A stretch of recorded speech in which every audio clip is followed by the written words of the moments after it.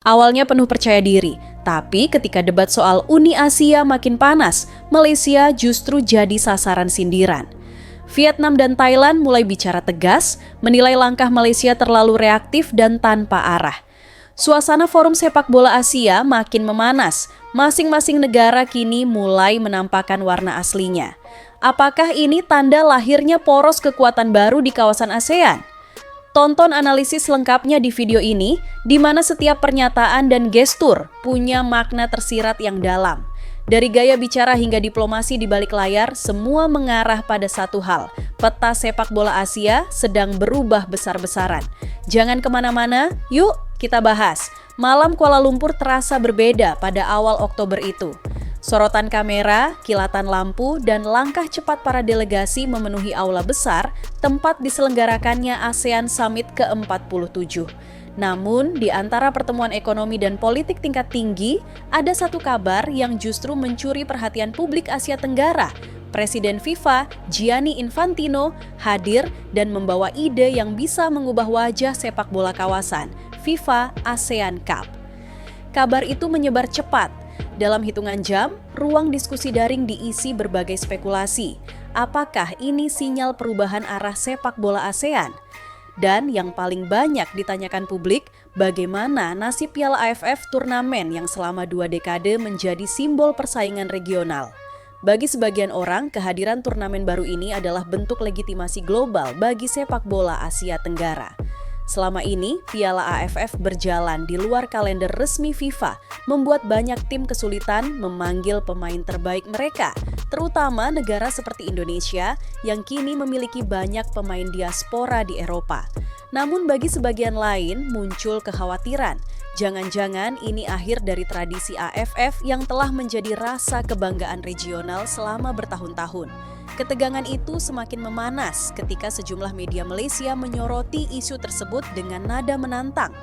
Beberapa tokoh publik bahkan secara terbuka mengajak Indonesia untuk bertanding dengan skuad full abroad seolah ingin menguji kekuatan tim Garuda di lapangan. Publik Indonesia menanggapinya dengan tenang, sebagian menyindir, sebagian menertawakan. Sebab pada FIFA Matchday bulan September lalu, ketika Indonesia secara resmi mengajukan proposal uji coba ke Malaysia, tidak ada respons dari Federasi Sepak Bola Malaysia FAM. Padahal saat itu Malaysia masih memiliki 1 slot pertandingan kosong. Waktu itu sudah dihubungi Pak Erick Thohir, tapi mereka diam saja, ujar salah satu sumber internal PSSI. Respons diam itu membuat 2 kekuatan lain di ASEAN, Thailand dan Vietnam ikut geram. Media olahraga Vietnam bahkan menulis editorial tajam. Malaysia sebaiknya fokus memperbaiki tim sendiri ketimbang menantang Indonesia. Lawan mereka seharusnya adalah Vietnam dengan pemain murni, bukan naturalisasi ilegal. Kritik itu bukan tanpa alasan. Pada pertengahan tahun 2024, FAM memang diguncang kasus naturalisasi ilegal 7 pemain asing.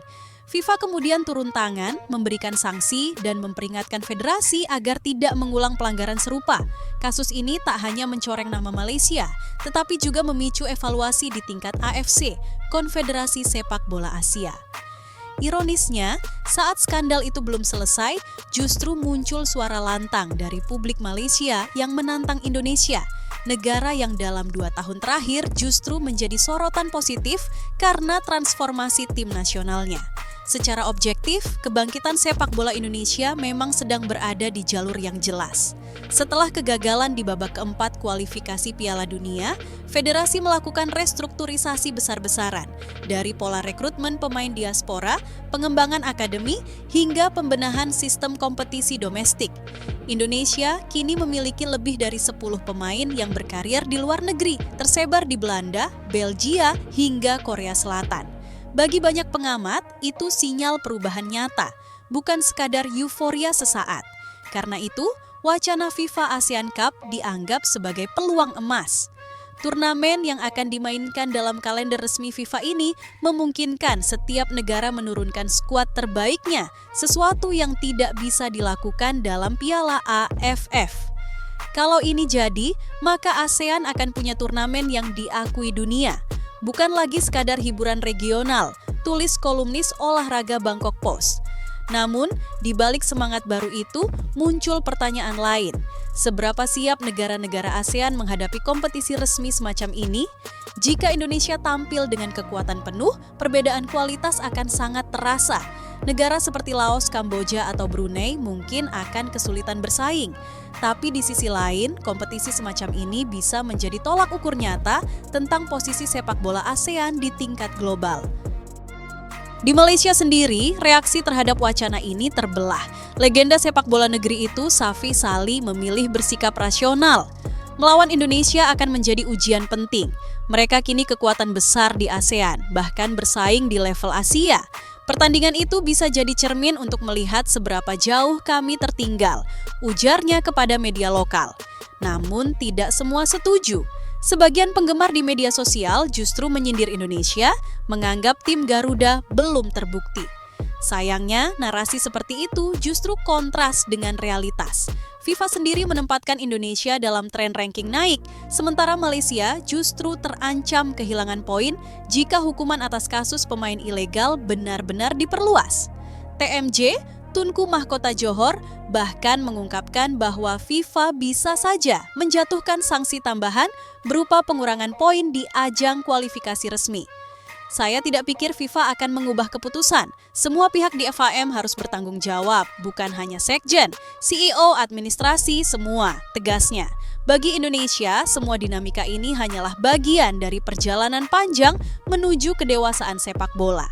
Kegagalan lolos ke Piala Dunia 2026 memang menyakitkan, tetapi tak mematahkan semangat. Masih ada Piala Asia 2027 yang sudah menanti dan peluang baru di 2030 yang lebih realistis jika pembangunan berjalan konsisten. Sementara di tingkat regional, Indonesia kini tak lagi dilihat sebagai tim kejutan, melainkan poros kekuatan baru di ASEAN. Bahkan media Thailand menyebut Vietnam dan Malaysia sudah menurun. Rival sejati Thailand sekarang adalah Indonesia.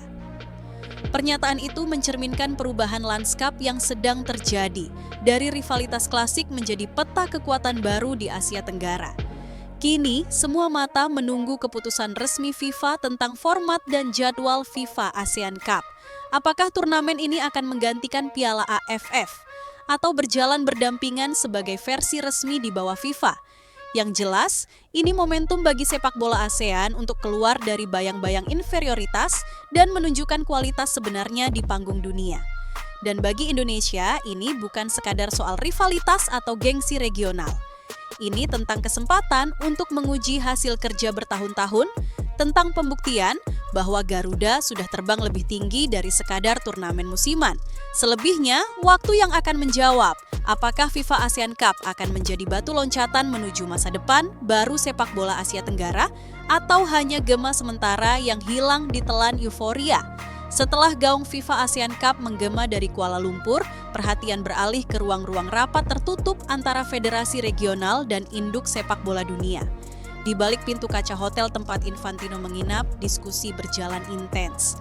Para pejabat AFF, perwakilan AFC, dan utusan dari beberapa negara anggota dikabarkan berdiskusi mengenai status resmi turnamen baru tersebut. Menurut laporan The Straits Times, FIFA belum menetapkan format final turnamen. Namun, sumber internal menyebut bahwa kompetisi ini akan digelar setiap 2 tahun sekali pada jeda internasional yang sudah masuk kalender FIFA, sebuah perbedaan besar dibandingkan Piala AFF yang selama ini berlangsung di luar jadwal resmi dan sering membuat klub Eropa enggan melepas pemainnya. Infantino dalam pernyataannya kepada media Malaysia menyebut ide ini sebagai bagian dari strategi memperkuat ekosistem sepak bola regional. Asia Tenggara memiliki semangat dan basis penggemar yang luar biasa. Kita perlu wadah yang memungkinkan mereka bersaing dalam struktur resmi FIFA. Turnamen ini bukan untuk menggantikan siapapun, tetapi untuk memperluas kesempatan dan memperkuat standar kompetisi, ujar Presiden FIFA itu dengan nada diplomatis. Pernyataan itu seperti dua sisi mata uang. Di satu sisi, ia terdengar sebagai ajakan kerjasama yang harmonis, tapi di sisi lain menandai potensi pergeseran kekuasaan dari AFF ke FIFA secara langsung, terutama dalam urusan komersial dan legitimasi. Bagi sebagian analis, ini bukan sekadar turnamen, tapi gerakan geopolitik sepak bola yang bisa mengubah keseimbangan pengaruh di kawasan Asia.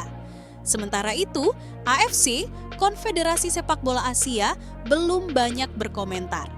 Namun di kalangan pengamat, muncul kekhawatiran bahwa proyek ini bisa menjadi mini konfederasi baru di bawah kendali FIFA, terutama setelah muncul isu bahwa beberapa sponsor besar yang dulu mendukung AFF kini mulai melirik proyek baru ini. Bagi AFC yang sedang berupaya menjaga kohesi di tengah perbedaan kualitas antar wilayah Asia, kehadiran FIFA ASEAN Cup bisa menjadi tantangan baru. FIFA mencoba memanfaatkan momentum ASEAN sebagai pasar sepak bola yang tumbuh cepat. Tapi jika tidak dikelola hati-hati, bisa menimbulkan dualisme kewenangan antara AFF dan FIFA, tulis kolumnis olahraga Nikkei Asia dalam laporannya. Sementara Indonesia menjaga diplomasi, Malaysia justru menghadapi badai internal. Federasi mereka, FAM, belum sepenuhnya pulih dari kasus naturalisasi ilegal yang sempat menyeret 7 pemain dan beberapa pejabat tinggi. Publik Malaysia yang sempat berharap Infantino akan membantu meringankan hukuman harus menerima kenyataan pahit. FIFA tetap pada keputusan awal. Tunku Mahkota Johor, TMJ, salah satu tokoh paling berpengaruh di sepak bola Malaysia, menegaskan bahwa FIFA tidak akan mengubah sikap. Saya pikir mereka, FIFA akan tetap menjatuhkan denda dan mungkin mengurangi poin di kualifikasi Piala Asia. Semua pihak di FAM harus bertanggung jawab, katanya dengan nada tegas. Krisis ini menimbulkan pertanyaan baru. Bagaimana mungkin Malaysia yang sedang menghadapi sanksi serius justru menjadi tuan rumah kunjungan penting FIFA dan menjadi lokasi lahirnya ide besar untuk kawasan? Bagi sebagian pengamat, situasi ini ironis tapi juga strategis. Malaysia tampaknya ingin memulihkan reputasi melalui proyek regional baru ini sembari menutupi luka akibat skandal lama. Dari perspektif yang lebih luas, langkah FIFA memperkenalkan turnamen ASEAN juga dibaca sebagai bagian dari politik globalisasi sepak bola. FIFA telah meluncurkan berbagai proyek regional lain dari FIFA Arab Cup hingga FIFA Club Series sebagai cara memperluas pengaruh di luar struktur konfederasi. Asia Tenggara dengan pasar yang besar dan fanbase fanatik dianggap sebagai wilayah emas berikutnya. FIFA sadar bahwa ASEAN punya potensi ekonomi dan demografis besar. Mereka ingin menciptakan format kompetisi yang bisa menarik sponsor global, ujar Dr. Khalid Al-Mutairi, pengamat politik olahraga dari Universitas Qatar, dalam wawancara dengan Al Jazeera Sports Insight. Jika benar demikian, maka turnamen FIFA ASEAN Cup bukan sekadar soal pertandingan, tetapi arena perebutan pengaruh dan legitimasi antara FIFA, AFF, dan AFC. Dan di tengah itu semua, Indonesia berdiri sebagai salah satu aktor utama, bukan lagi penonton. Namun di lapangan, publik tentu menunggu hal yang lebih sederhana, aksi nyata Timnas Garuda.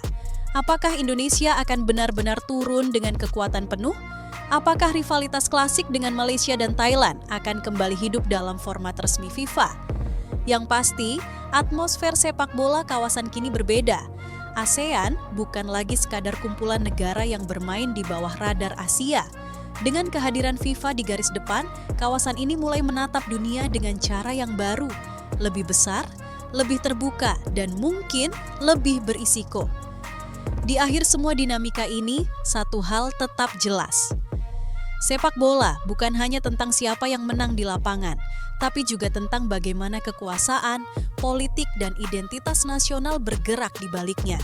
Dan di tengah riuh rendah itu, Indonesia berdiri di titik balik sejarahnya, menatap masa depan yang penuh tantangan, tapi juga penuh kemungkinan. Dinamika di balik pembentukan Uni Asia kini bukan lagi sekadar wacana, tapi sudah berubah menjadi gelanggang adu kepentingan. Malaysia yang awalnya tampil vokal kini mulai kehilangan arah setelah ditegur halus oleh Vietnam dan Thailand. ASEAN tampak terbelah, sementara FIFA dan AFC terus memantau arah gerak kawasan ini dengan cermat. Perubahan sedang terjadi bukan hanya di lapangan hijau, tapi juga di meja diplomasi sepak bola. Pertanyaannya, siapa yang akan benar-benar memimpin arah baru sepak bola Asia Tenggara di era Uni Asia nanti? Indonesia, Vietnam, atau justru kekuatan baru yang tak terduga? Menurut kalian, langkah mana yang paling tepat untuk diambil Indonesia di tengah situasi ini? Haruskah kita lebih agresif memperjuangkan posisi di Uni Asia atau tetap fokus memperkuat fondasi internal dulu? Tulis pendapat kalian di kolom komentar, karena suara kalian penting untuk masa depan sepak bola kita. Terima kasih sudah menonton dan mengikuti perkembangan panas ini sampai akhir. Tetap dukung sepak bola Indonesia dengan semangat positif dan rasa bangga yang tinggi. Salam olahraga, bravo Garuda, bravo Timnas Indonesia.